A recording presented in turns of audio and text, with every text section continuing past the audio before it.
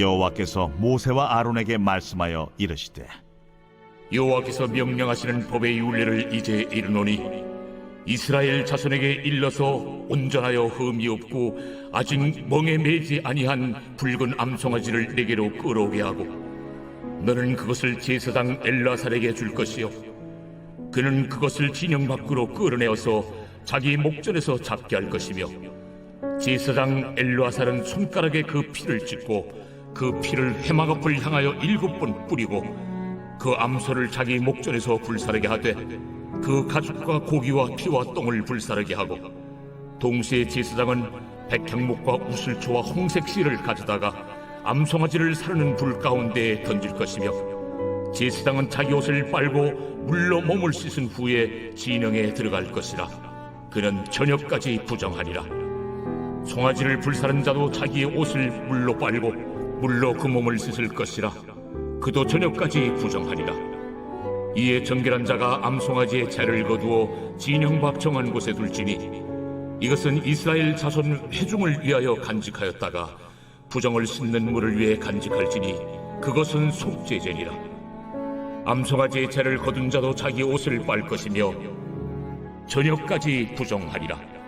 이는 이스라엘 자손과 그 중에 거류하는 외인에게 영원한 율례니라.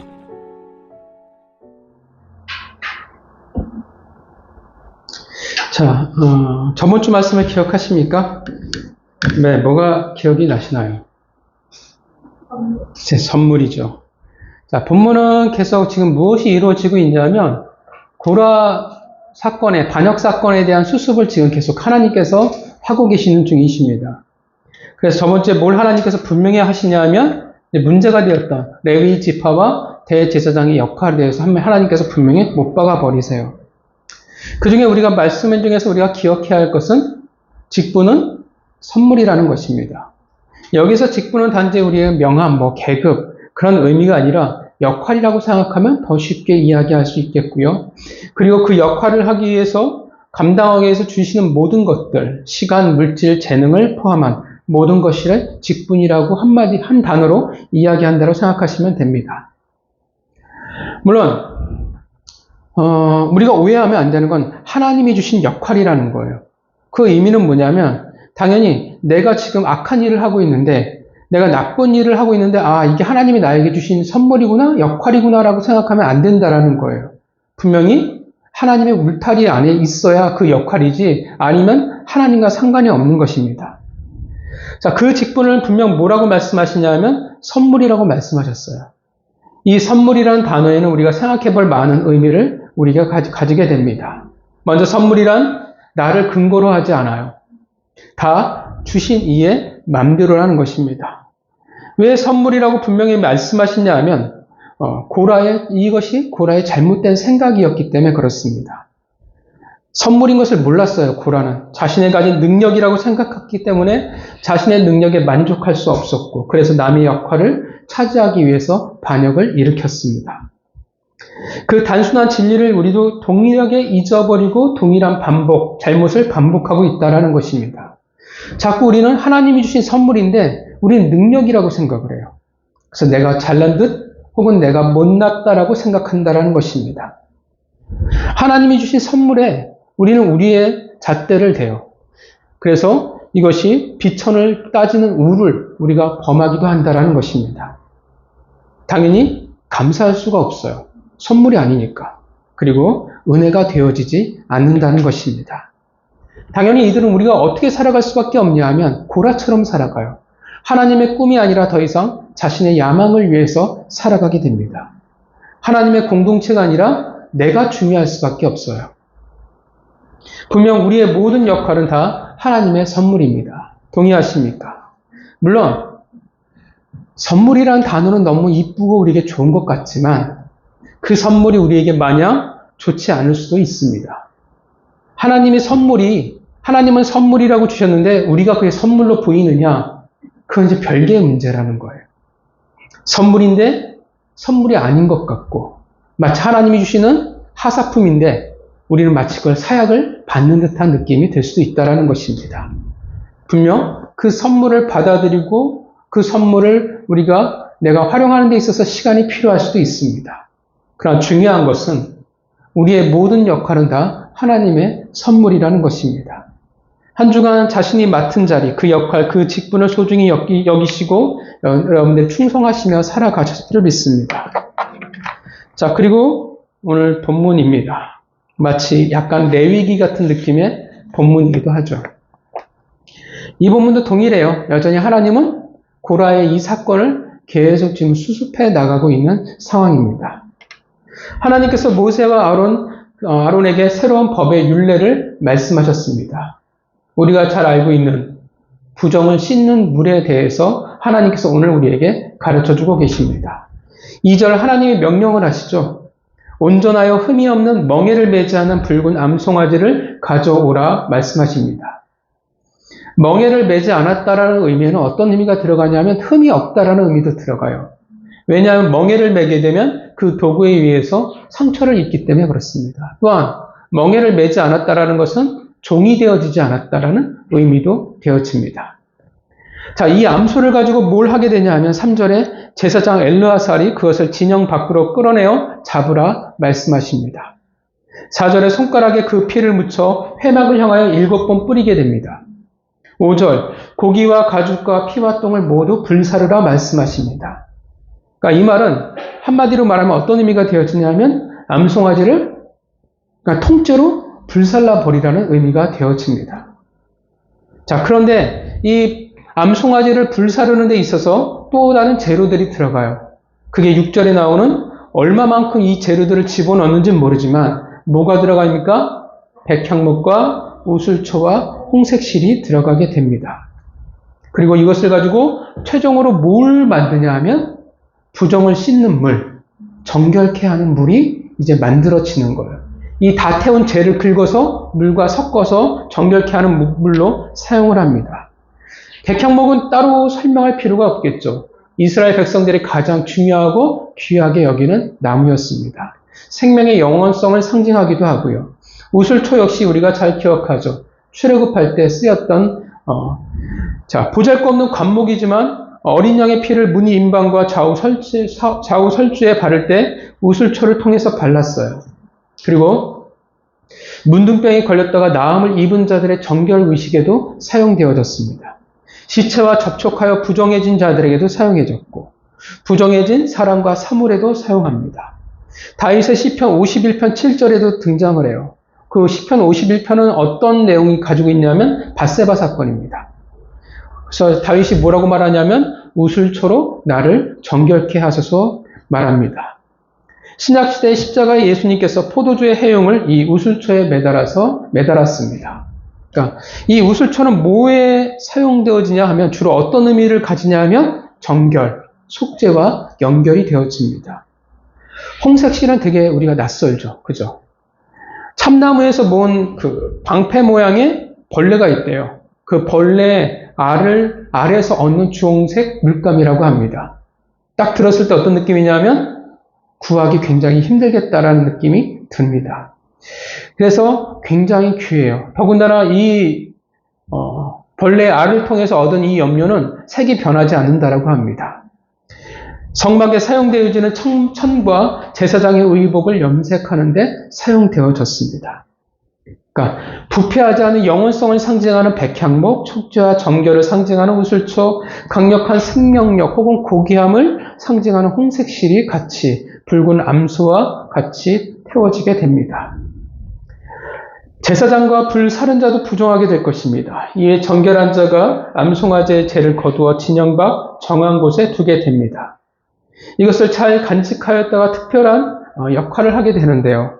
이스라엘 백성 회중이 부정할 때 부정을 씻는 물로 간직하게 됩니다.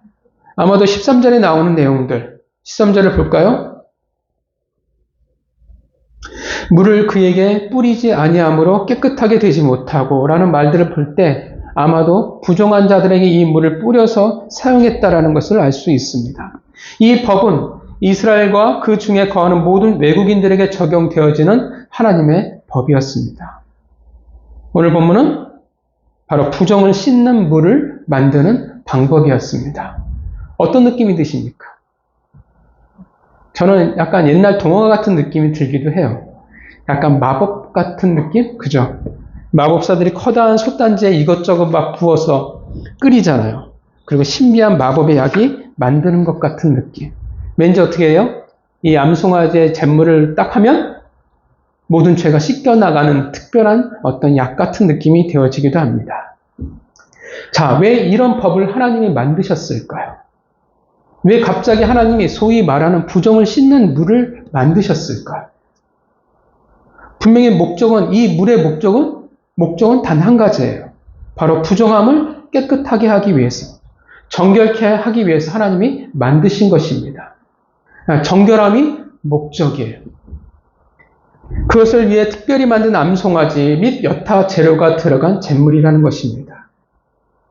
오늘날 표현을 하면 이렇게 표현할 수도 있겠죠. 정결수라고 표현할 수도 있을 것입니다. 가끔 한 몇 년 전에 TV를 볼 때 어디 이단들이 교주가 씻은 물을 정결수로 판다라는 그런 내용들을 봤는데 사람은 참 신기하죠. 그 떼국물을 돈 주고 사는 게 참 돈을 참 쉽게 버는구나라는 생각도 듭니다. 그러니까 정말 특별한 물이에요. 거룩과 정결함을 위한 하나님의 법이었습니다. 보통 거룩, 정결함을 떠올리면 우리는 속죄제를 먼저 떠올리게 됩니다. 제사가 있죠. 그런데 오늘 본문은 달라요. 레위기에서 속죄제는 제물로 드리는 짐승의 피를 성소 앞에 뿌리거나 속죄소 앞에 뿌리거나 제단에 뿔을 바르기도 하며 나머지는 전부 번제단 앞에 쏟아 붓습니다. 속죄제로 드리는 희생 제물의 피는 부정을 씻는 마치 세제와 같은 역할을 하게 됩니다. 그러나 민수기 19장의 오늘 본문은 다르죠. 암송아지는 불사르지만 그 피는 제단에 드려지지 않습니다. 사실 제단에 드려질 게 없어요. 암송아지의 피는 가죽, 고기, 똥으로 표현되는 모든 불순물, 모든 것과 함께 진박해서 모두 불살라지게 됩니다. 모든 부정한 것, 부정한 일에 이 암송아지의 잿물이 사용되어졌는지는 잘 모르겠지만 이 19장은 특별히 어떤 부정함에 지금 초점을 잡고 있냐 하면 여러분들 오늘 본문 19장 11절 이후를 보면요. 어떤 부정함에 대해서 언급이 되어지고 있습니까? 시체예요. 시체를 만진 자의 부정함에 대해서 언급하고 있습니다. 죽은 자를 만지는 것. 율법에서 죽은 자를 만지는 것 혹은 접촉하는 것은 어떻게 되어집니까? 다 접촉하게 되어지면 부정한 존재가 되어집니다. 여러분, 왜 하나님은 죽은 자를 만지는 것을 왜 부정한 일로 여겼을까요? 왜 부정한 것으로 하나님께서 말씀하셨을까요? 왜 그럴까요? 그것은 바로 죽음은 무엇과 연결되어지냐 하면 죄와 연결되어지기 때문에 그렇습니다. 죄의 삭슨? 사망이에요. 죽음이에요. 죄의 결과물이 뭐였냐면 죽음이었어요. 그러니까 어떻게 합니까? 거룩하지 않은 거예요. 정결하지 않는 거예요. 부정할 수밖에 없다라는 것입니다. 그러니까 죽음과 죄는 같은 선상에 있는 거예요. 그리고 죄의 특징이 있는데 죄의 특징이 뭐가 있냐면 전염성이 있습니다. 그 죄로 말미암아 부정함이라는 것이 그 죄라는 것이 얼마나 강력한 힘과 영향력을 가지고 있는지 얼마나 전염성을 가지고 있는지 22절 부정한 자가 만지는 것은 또 어떻게 돼요? 다 부정한 것이 되어진다라는 것입니다. 그러니까 내가 시체를 만졌어요. 부정해졌어요. 근데 나도 모르게 다른 어떤 사물들을 만졌어요. 물건들을 만졌어요. 그러면 다 그것도 동일하게 부정하다라는 거. 전염성이에요. 어떤 사람이 이렇게 말할 수 있어요. 너무나 오버하는 거 아닙니까? 라고 말할 수도 있어요. 그러나 성경은 계속 우리에게 뭘 보여주고 있냐면 창세기에서 인류의 죄가 아담과 하와의 별 볼 일 없어 보이는 그 죄가 얼마나 사람들을 속히 파괴해버리는지 얼마나 그 죄가 신속하게 퍼져나가는지를 창세기가 너무나 잘 보여주고 있다는 것입니다. 너무나 손쉽게 우리 안에 있는 하나님의 격을 파괴해버린다는 것입니다. 마치 우리가 겪고 있는 코로나와 같다라는 것입니다. 놀라운 전염성을 가지고 있어요. 그리고 그 전염병은 결국 죄로 인간을 또다시 인도하게 될 거라는 것입니다. 그만큼 놀라운 영향력과 죄는 파괴력을 가지고 있다는 겁니다. 그래서 부모가 잘 살아야 돼요. 그래서 앞서간 선배가 잘 살아가야 돼요. 왜냐하면 그 죄의 영향력과 파괴력은 우리가 가지고 있는 것보다 내가 시작한 출발선보다 훨씬 더 우리 아이들을, 우리의 다음 세를 뒤로 물려날 수 있게 만들 수 있기 때문에 그렇습니다. 그래서 하나님은 죄에 대해서 굉장히 강력하게 말씀하세요. 철저하게 제거하기를, 철저하게 정결하기를 원한다라는 것입니다. 그러니까 정결하면 우리는 자꾸 종교적인 차원에서 생각해요. 어떤 의식, 자꾸 이렇게 생각하는데 하나님이 왜 그렇게 강조하냐면 죄가 너무나 쉽게 인간을 파괴해버리기 때문에 그래요. 그래서 하나님 뭐라고 말씀하시냐면 어디까지 말씀하시냐면 가나안을 진멸하라고 명령하실 만큼이에요. 왜냐하면 가나안의 죄가 조금이라도 남아있으면 어떻게 돼요? 곧 이스라엘 백성들이 가나안 땅에 하나님의 나라를 만들어가는 그들이 암흑의 역사로 빠져들 것을 아시기 때문에 그렇습니다. 그래서 하나님은 죄에 대해서, 부정함에 대해서는 굉장히 철저하게 대응하세요. 그러니까 우리에게 가르치시는 거예요. 종교를 가르치고 어떤 그런 의식을 가르치는 것이 아니라 죄가 이만큼 무섭기 때문에, 이만큼 전염성이 너무나 높기 때문에 너희가 철저히 해야 된다는 것을 가르치시는 것입니다. 아까의 질문에 이어서, 그런데 왜 여기에서 죽은 자에 대해서, 왜 여기에서 정결함에 대해서 느닷없이 하나님이 말씀하고 있냐라는 것입니다. 앞에서 말씀드렸죠? 이것은 다 고라의 반역 사건과 연결되어져요. 수습이에요. 오늘 정결함을 왜, 이 잿물을 왜 하나님이 갑자기 뜬금없이 만드셔서 그들에게 말씀하시냐 하면 고라 반역 사건의 여파라는 거예요. 고라와 반역에 동참한 르우벤 지파의 다단과 아비람, 그리고 각 지파의 유력한 지도자들이었던 250명은 사실 시체가 있어요, 없어요? 없어요. 안 남았어요. 왜냐하면 땅이 갈라져 꺼졌거나 아니면 하나님의 불이 그를 불살라 태워버렸기 때문에 그렇습니다. 시체를 찾을 수가 없죠. 그러나 고라의 일당을 심판한 다음 날, 우리가 기억하지만 이스라엘 백성들이 누구를 여전히 지지했냐면 고라였어요. 그리고 오히려 모세와 아론을 쳐 죽이려고 했죠. 그래서 그 결과 무려 14,700명이 하나님의 심판에 의해서 죽게 되어집니다. 그 시체들이에요. 반역의 결과물, 죽음. 이제 필연적으로 어떻게 합니까? 14,700명이나 죽었잖아요. 당연히 많은 이들이 부정해질 수밖에 없어요. 죽었다고 해서 그냥 내버려 두겠습니까? 가족들이 얼마나 애타겠어요? 얼마나 아프겠어요? 죄가 있든 없든을 떠나서. 또 그 시체를 치우려면 얼마나 많은 사람들이 부정해지겠냐라는 것입니다. 그래서 오늘 본문은 그들에게 이 부정함과 죄의 정결함을 가르치고 있는 것입니다. 오늘 본문은 철저히 그 죄의 부정함과 그에 대한 정결함이에요. 그렇다면 오늘 본문은 어떻게 해야 정결하다고 말하고 있냐라는 것입니다. 어떻게 해야 정결해질 수 있습니까? 하나님이 만드신 오늘 본문의 이 특별한 물, 붉은 암송아지의 잿물을 통해서, 그 부정을 씻는 물을 통해서 정결해질 수 있다라고 가르치고 있습니다. 다른 말로 하면 이 물을 통해서만 죽음이라는 그 부정함에서 깨끗해질 수 있다라는 것입니다.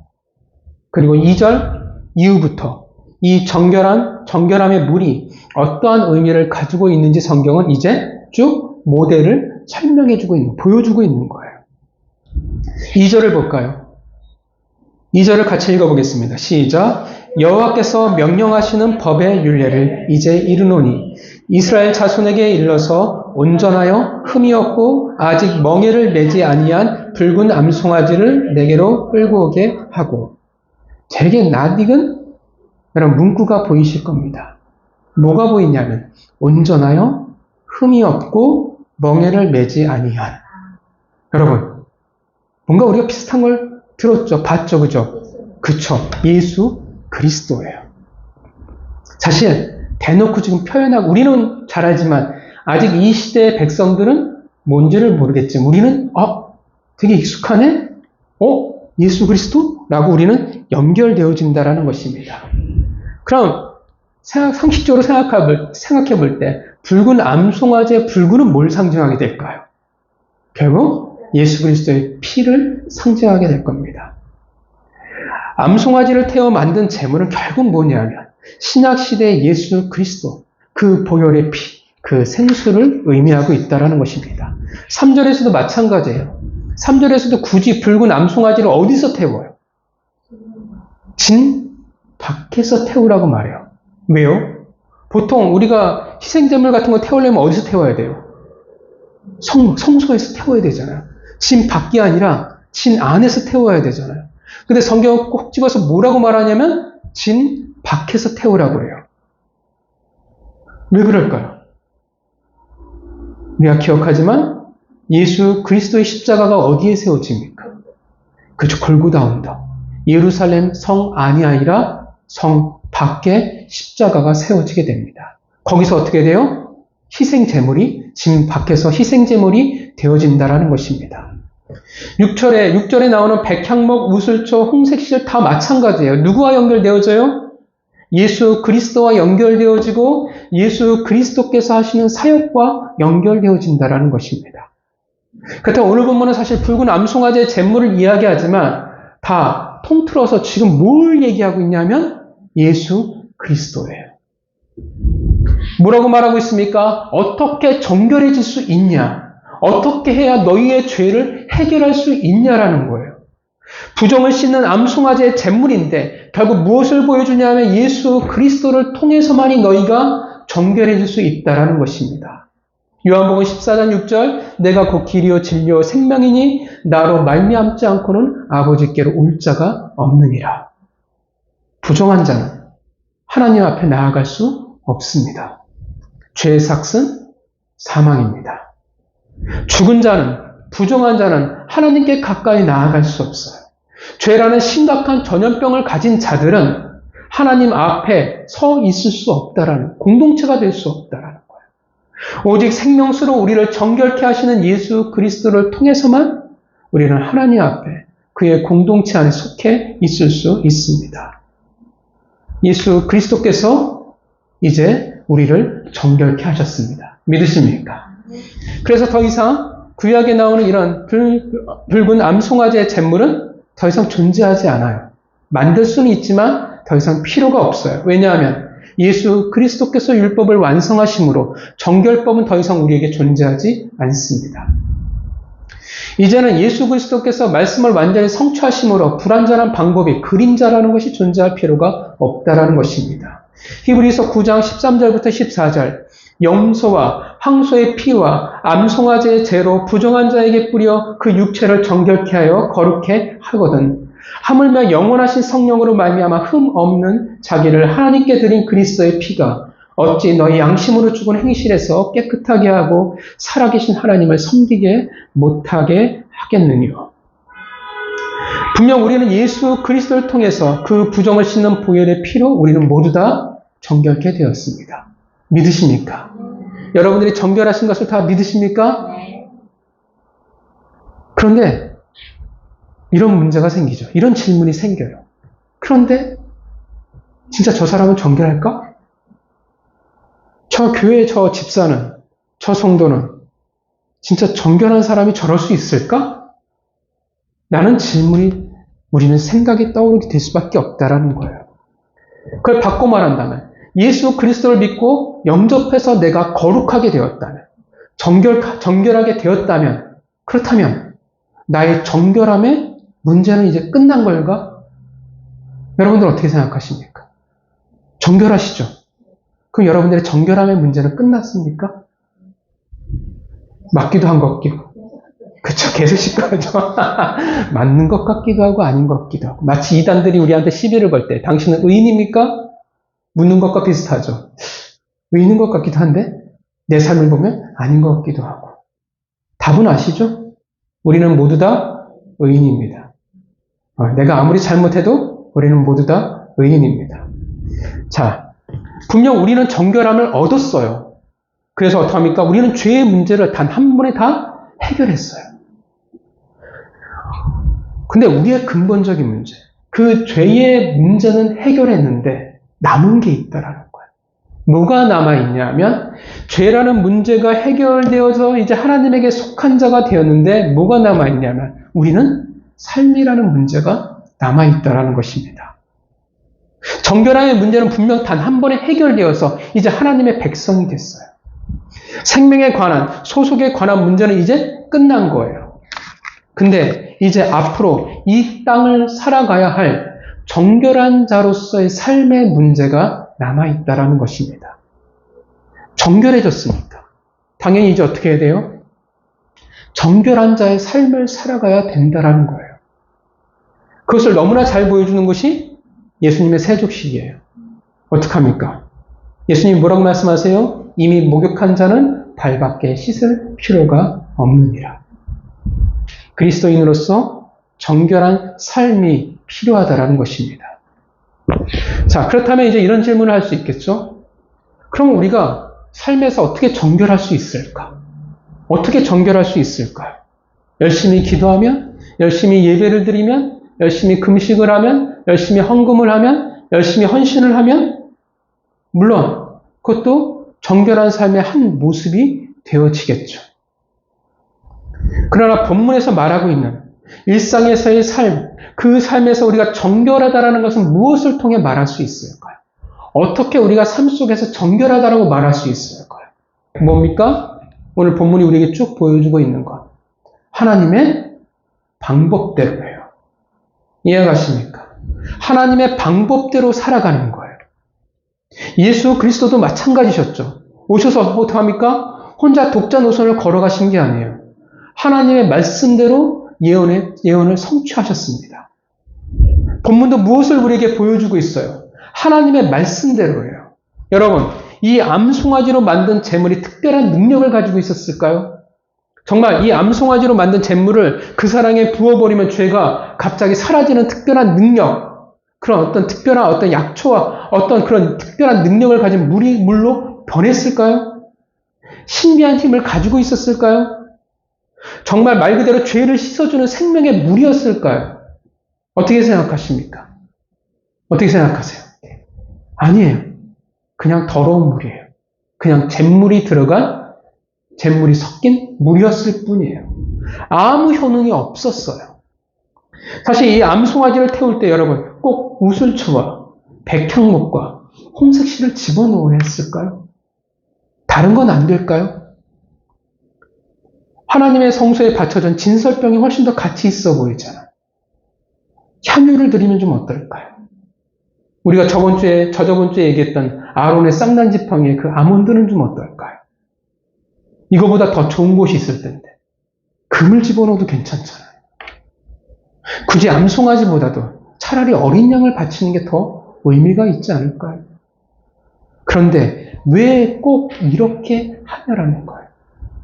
왜냐하면 하나님이 말씀하신 방법이기 때문에 그렇습니다. 암송아지를 태운 그 제물은 사실 그 어떠한 능력도 가지고 있지 않아요. 어떠한 효능도 없어요. 차라리 바카스가 우리 몸에 더 좋을 수도 있어요. 아무 능력이 없다라는, 효능이 없다라는 거예요. 죄를 씻어주고 정결케 하지는 어떤 효능이 없어요. 그냥 고기를 태운 그 죄를 섞은 물이었을 뿐이에요.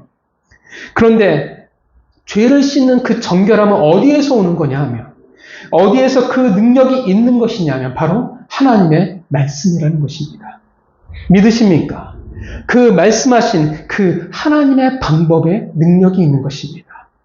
여러분, 법궤도 마찬가지예요. 여러분, 법궤가 무슨 특별한 능력이 있었을까요? 옛날 인디아나 존스를 보면 법궤를 뚜껑을 열면 뭐 죽음의 천사가 막 날아다니고 특별한 힘을 발휘하는데, 물론 구약 성경에서 법궤가 혼자 이스라엘 백성 진영으로 돌아온 놀라운 일들, 전염병을 퍼뜨리는 그런 모습도 보이지만 법궤에 무슨 특별한 능력이 있었을까? 아니라는 거예요. 그냥 별 볼 일 없어 보이는 조각목으로 만든 상자였을 뿐입니다. 어떠한 특별한 힘을 가진 성물, 보물이 아니라는 거예요. 그런데 무엇에 능력이 있냐 하면 그 나무 상자를 만들게 하신 하나님에게 능력이 있다라는 것입니다. 다시 말하면 하나님의 말씀에 능력이 있습니다. 그냥 동물을 태운 잿물에 지나지 않았는데 그 정결함의 능력은 하나님의 말씀에 있었습니다. 그렇기에 그 말씀대로 할 때, 그 방법대로 할 때, 그것을 믿고 순종할 때 어떻게 되어지는 겁니까? 정결함을 받는 거예요. 정결해지는 거예요. 내가 믿으니까 그대로 순종하는 것이 무엇을 이야기해 주냐면 바로 정결한 자의 삶이라는 것입니다. 반대로 말하면 내가 아무리 교회에서 열심히 봉사하고 많은 돈을 내가 하나님께 드리고 많은 내가 일을 한다 할지라도 하나님의 말씀대로 하지 않는다면, 순종하지 않는다면 그는 정결함과 상관이 없는 자라는 거예요. 우리의 기준과 하나님의 기준은 참 많이 다릅니다. 열심히 우리가 회개한다고 해서 대성통곡을 하고 40일 금식 기도를 한다 할지라도 결국 하나님의 나라를 위해 영광을 위해라고 이야기할지라도 내가 다른 삶을 살아간다면, 내가 말씀대로 순종하지 않는다면, 내가 여전히 내 입술로는 하나님의 말씀은 말씀일 뿐이라고, 이 세대와 이 세대를 말씀으로 살아갈 수 없느라고 내 방법대로 하나님께 영광을 돌리겠다라고 한다면 그는 정결한 자가 아니라 부정한 자일 뿐이라는 것입니다. 하나님의 그 말씀이 답답하고 속상하고 이해가 가지 않더라도 하나님의 말씀하시면 그 말씀에 그냥 따라가는 삶이, 그 삶을 살아가는 자가 바로 정결한 것입니다. 말씀하신 대로 하나님의 그 방법대로 살아가고자 애쓰는 삶을 말하는 것입니다. 정결법은 분명 오늘날 우리에게 존재하지 않습니다. 예수님이 완성하셨으니까. 그러나 그 완성함으로 정결법 속에 담아두신 하나님의 뜻은 여전히 우리에게 중요하고 여전히 이 시대에도 흘러가야 될 하나님의 마음입니다. 여러분, 부정한 자에서, 죄인에서 정결함을 받으셨습니까? 부끄러운 건 아니시죠? 자신이 없으신 건 아니시죠? 바꿔 말하면 구원받으셨습니까? 네. 우린 모두 다 어떻게 해요? 정결함을 받았어요. 이제 뭐가 남았냐 하면 정결한 자의 삶이 드러나야 한다는 것입니다. 우리의 삶이 정결해야 합니다. 어떻게 정결해야 돼요? 어떻게 정결할 수 있어요? 하나님의 말씀하신 대로, 그 방법대로 살아가는 것입니다. 물론 그게 이해가 갈까요? 하나님과 하나님의 말씀이라는 것과 하나님의 방법이라는 것이 납득이 갈까요? 물론 납득이 가시고 잘 이해가 가신다고 하면 성자이십니다. 저는 발끝에도 이르지 못할 것 같습니다. 저번 주에 얘기했던 그 하나님의 선물이 과연 하나님의 선물로 느껴지겠냐라는 거예요. 그 역할에 만족할 수 있겠냐라는 거예요. 이렇게 생각할 수도 있잖아요. 굳이 왜 그렇게 해야 되는데? 소가 얼마나 비싼데 양으로 바치면 안 될까? 왜 그렇게 고귀하고 비싼 백향목을 장작불을 떼야 되는데? 조각목도 있는데. 이 홍색실을 얻기 위해서 얼마나 많이 힘들었는데, 얼마나 나의 수고와 땀을 흘려야 됐는데, 왜 하필 이 수고와 땀을 그렇게 하나님이 낭비해 버리실까? 난 다른 걸 집어넣고 싶은데, 감람류를 드리면 더 좋을 것 같은데, 하나님, 어떻게 이 지저분해 보이는 잿물이 나를 정결케 할 수 있습니까? 하나님, 이런 지저분한 물 말고 좀 더 깨끗한 물로 해주면 좋지 않습니까? 하나님, 이해할 수가 없어요. 왜 이런 식으로 꼭 우리가 살아가야 합니까? 좀 더 우리가 지혜롭게 이 세상에서 살아갈 수 있지 않습니까? 하나님, 너무나 답답해요. 하나님의 방식은 이제 구닥다리예요. 이 세대와 어울리지 않습니다. 타당하지 않아요. 하나님의 말씀은 도저히 제가 이해가 가지 않습니다. 어떻게 저에게 그렇게 말씀할 수 있습니까? 이제는 좀 다르게 해도 되지 않습니까?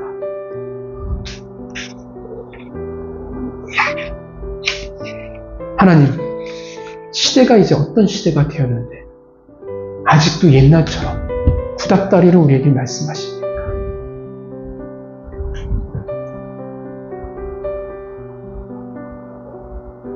신앙은 참 어려운 것 같습니다. 내가 모든 것을 이해하고 받아들일 수 있으면 좋은데, 왕이신 하나님이 말씀하셔도 나는 그것을 받아들이기 너무나 어려운 존재라는 사실을 알게 됩니다.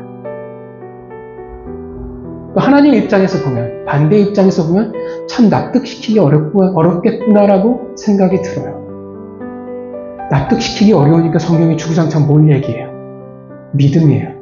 그냥 믿어. 우리가 아이들한테 수시로 하는 말이죠. 그냥 엄마 아빠 말 따라. 그냥 닥치고 따라와. 그래서 이 사실을 우리는 너무나 잘 알아요. 우리도 살아가면서 알지만 우리가 뭘 이해하고 납득한다라고 해서 우리 그것을 가지고 살아가는 존재가 아니라는 사실을 우리는 너무나 잘 알아요. 아이들을 키울 때 너무나 잘 알잖아요. 아이들이 부모의 말을 다 납득할까요? 이해가 가서 부모의 말이 다 타당해서 아이들이 따라갈까요? 아니에요. 그렇지 않아요. 부모가 시켰으니까 어쩔 수 없는 거예요. 또 부모의 입장에서 보면 아이가 다 이해하고 납득이 되어야만 말을 듣는 것을 당연하다고 여기겠냐라는 거예요. 아니에요. 이해시키기 위해서 노력하지만 결국 안 될 때가 있다는 것을 압니다. 왜 공부를 해야 되고 숙제를 해야 되는지 어떻게 다 납득시킬 수 있겠어요? 우리 아이들이 요즘 밖에 노는 시간들이 줄었어요. 학교의 숙제 확 늘어버려서 납득을 못해요. 세상 억울해요. 밤 7시, 8시까지 뛰놀아야 되는 애들이 집에서 숙제를 하고 하니까 그것만큼 분한 게 없어요. 어떻게 납득시켜요? 어떻게 이해시켜요? 이해가 가지 않아도 아이들은 부모를 믿으니까, 최소한의 믿음이 있으니까 아이 입이 또한 오리 주둥이가 되어도 해야 할 것은 반드시 해야 하게 만들어야 합니다. 왜냐하면 왜 이렇게 될 수밖에 없냐 하면 수준이 달라서 그래요. 부모가 살아가는 세상과 아이들의 세상이 다르기 때문에 이해시키는 데 한계가 있다는 거예요. 하물며 하나님과 우리 사이의 그 실력의 차이를 어떻게 말할 수 있겠습니까? 우리는 하루 앞을 모르는 존재잖아요. 우린 되게 많은 계획과 꿈을 세워요. 그러나 다 내가 살아있다면 가정 속에 우리는 살아가고 있을 뿐입니다. 우리는 한순간의 앞도 모르는 존재예요. 어떻게 갖고 어떻게 하나님이 이해가 되어지고 이해시키냐라는 것입니다. 그래서 신앙은 믿음이 중요해요. 믿으니까 순종이 중요할 수밖에 없습니다. 그것이 바로 정결한 그리스도인의 삶이라는 것입니다. 우리는 정결함이라고 하면 신옷의 깨끗하고 굉장히 고고한 삶을 떠오르기 쉬워요. 그죠? 열심히 기도하고 수준 있어 보이는 것들. 근데 잘 우리는 안 돼요. 왜냐하면 우리는 애초에 그럴 만한 실력을 가지고 있지 못하기 때문에 그렇습니다. 그 말씀대로 살아가는 게 쉽냐? 절대 쉽지 않아요. 우리가 창세기에서 봤잖아. 위대한 족장들.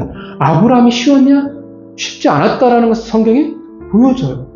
야곱이 쉬웠냐? 쉽지 않았다라는 것을 보여줘요. 우리는 안 돼요. 왜냐하면 사도 바울의 고백처럼 우리는 괴수 중에 괴수이기 때문에 그렇습니다. 그래서 뭐가 중요하냐면 우리는 방향이 중요한 거예요. 방향성이 중요한 거예요. 우리는 어차피 안 되니까 우리가 어떻게 하나님의 그것을 말씀대로 따라 살아갈 수 있겠어? 어떻게 방법대로 할 수 있겠어? 어차피 안 되니까 그냥 우리 있는 대로 살 거야 라고 불순종하면 그럼 어떤 차이가 있냐면 수준의 차이를 보여주는 게 아니라 방향 자체가 틀려먹은 거예요. 그 사람은 하나님을 이미 보지 않는 거예요. 하나님은 우리가 얼마나 넘어지냐 넘어지지 않냐를 보지 않아요. 왜냐하면 우리는 맨날 넘어지는 존재이니까. 나도 아는데 하나님이 모르시겠어요? 아기가 어떻게 하겠어요? 처음에 뒤집어지고 그 다음에 기어다니고 그 다음에 일어나고 그 다음에 걷고 뛰는 거예요. 그 와중에 얼마나 많이 넘어지겠어요? 부모도 알잖아요. 그것을 잘못됐다라고 생각하냐라는 거예요. 아니에요. 그것은 과정이에요. 하나님은 우리가 뒹굴고 넘어지는 것에 대해서 너무나 자연스럽게 잘 아세요. 근데 하나님이 보시는 건 뭡니까? 넘어지고 갈대자로 가도 상관이 없어요. 기어가도 좋아요. 헤매도 좋아요. 우리는 그럴 수밖에 없으니까. 중요한 것은 좌로 굴러 우로 굴러 하면서도 지금 어디를 보고 나아가고 있냐라는 거예요. 어떤 방향을 보고 가고 있냐라는 거예요. 여전히 10년 능력이 없고 넘어지고 수없이 뒹굴뒹굴 그럴진 모르지만 그래도 하나님의 말씀하신 것을 보고 있냐? 하나님의 방법대로 그 방향대로 몸부림치면서 좌충우돌하면서라도 기어서라도 가고 있냐라는 거예요. 그 방향에 있냐라는 거예요. 아니면 내 생각, 내 방법대로를 향해 가고 있냐라는 것입니다. 그러니까 수준이 우리의 정결함을 말해주지 않아요. 결국 어떻게 해요? 방향이 우리의 정결함을 이야기해 주는 것입니다. 성도 여러분, 우리는 모두 다 정결합니다. 우리 옆에 있는 사람하고 얼굴을 볼까요? 정결한 사람들입니다. 쉽게 볼 수 없는 사람들이죠. 깨끗한 사람들입니다.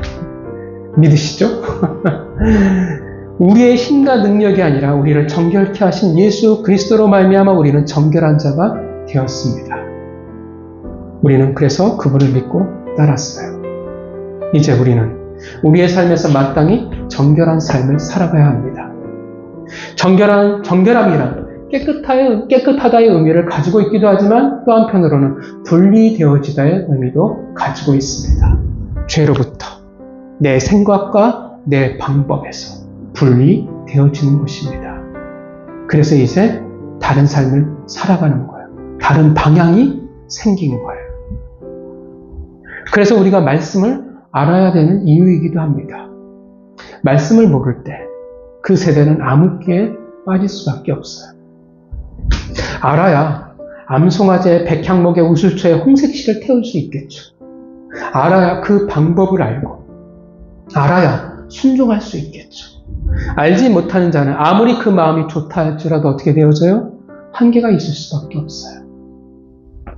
우리는 정결해요. 그래서 우리는 정결한 삶을 살아가야 합니다. 오직 하나님의 방법대로 그 말씀대로 살아가는 삶이 방향이 우리에게 있어야 합니다. 이해가 가지 않더라도 납득이 가지 않더라도 암송아지의 백향목의 우슬초의 홍색실이라는 그 말씀에 순종해야 합니다. 믿는다는 것은 나를 맡기는 거예요. 내 생각과 내 방법을 맡기는 겁니다. 그래서 뭐가 가능해지냐 하면 그래서 순종이 가능해지는 것입니다. 그렇지 않으면 그 사람은 종교인일 뿐이에요. 하나님이라는 신을 통해 종교를 통해 평안과 복을 구하고자 할 뿐이라는 것입니다. 성도 여러분, 한 주간 어떤 삶을 살아가시겠습니까? 어떤 방향을 향해 나아가시겠습니까? 예수 그리스도의 붉은 피로 우리 정결한 자들을 이 세상과 같을 수 없는 자들이 되었습니다. 그렇게 하나님의 말씀대로 하나님의 방법대로 순종하는 정결한 삶을 살아가시는 하나님의 정결한 백성이 되어지기를 주님의 이름으로 축원합니다. 같이 기도하겠습니다.